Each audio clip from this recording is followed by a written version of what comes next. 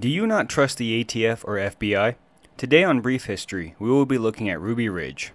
In the 1990s, the ATF attempted to use a sawed-off shotgun charge against a man named Randy Weaver to coerce him into acting as an informant into the Aryan Nations, a neo-Nazi and white supremacist hate group. Randy denied, saying he wasn't a snitch. That's when the ATF filed gun charges. Randy Weaver missed his court date, and while Randy lived off the grid, we don't know for sure if that's the reason he missed the rescheduling of it, but he missed it regardless. After multiple attempts to contact him, none were successful. On August 21, 1992, U.S. Marshals came to arrest Randy under a bench warrant for failing to appear in court. As the Marshals crept up to the location known as Ruby Ridge, they had startled the Weaver's dog. In doing so, they alarmed Randy as well as Sammy Weaver, Randy's son, and his friend Kevin Harris. Randy had gotten up to check the noise in one direction, while Sammy and his friend checked in a different direction with the dog. When the U.S. Marshals confronted the dog again, they had shot it. Sammy, seeing an unknown man shoot his dog, fires back. In this confrontation, Sammy is killed as well as U.S. Deputy Marshal William Francis Dagan, a father, husband, and Marine veteran. Kevin and Randy retreated to the house to lead a 2-week standoff. In this standoff, FBI negotiators were brought in. Unfortunately, they were given false information. They had the understanding that the Weavers had just opened fire at U.S. Marshals. While the agents claimed they had identified themselves, Kevin Harris disputed that, claiming they did not identify themselves before shooting first.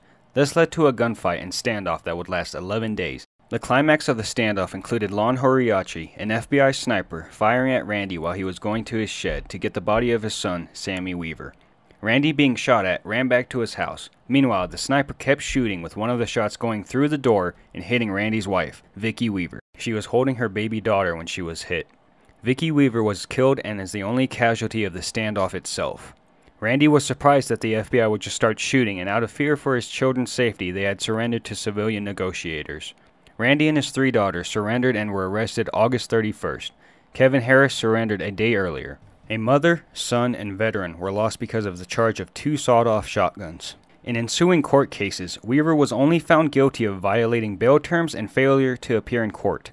Weaver and Harris were acquitted of all siege-related charges, and later, Weaver was awarded $3.1 million from out-of-court settlement, while Harris received $380,000. Lon Horiachi, the FBI sniper who killed Vicki Weaver, was indicted for manslaughter. However, the county's new prosecutor closed the case in fear of not being able to secure a conviction. Former head of FBI's Violent Crime and Offenders Section, E. Michael Kahu, was responsible for filing the report of the FBI's role. However, after refusing to hand over the report, he destroyed it.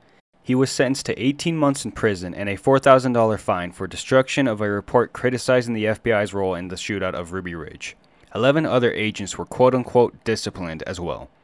Ruby Ridge and Waco siege a couple months later created extreme amounts of tension and distrust of the ATF and FBI, feelings still present to this day. However, it is important to note that Ruby Ridge incident isn't all black and white. There is a ton of gray area, and if you are interested, I implore you to do your own research and come up with your own opinions. This is brief history about history that isn't brief. Alright, that's it.